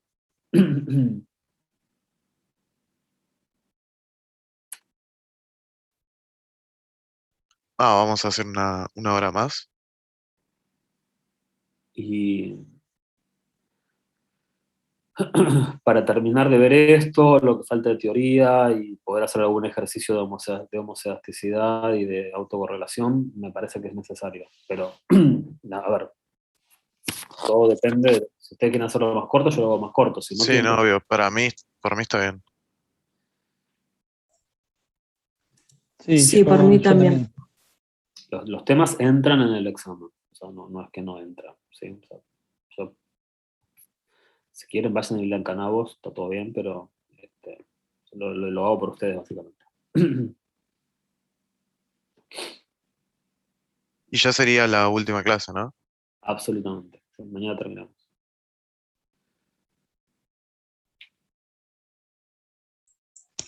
Sí, por mí está bien de 8 a 11. Bueno, listo. Entonces mañana hacemos de 8 a 11, así ya terminamos de... Ya de teoría queda ver muy poquito y al menos me gustaría que de los últimos ejercicios hagamos uno o dos más o menos completos, como para que después, bueno, igual van a tener que estudiar un montón, sí, porque de acá al examen, porque falta un montón, ¿no? Aunque no sé, no creo que estén el día con la guía completamente. ¿Alguien ya llegó a la guía 7 o...? Yo estoy por los últimos de las 6. Supongo que hoy empezaremos a las 7. Ok, bueno. Así que mañana, si les parece, hacemos eso y cerramos. ¿Sí?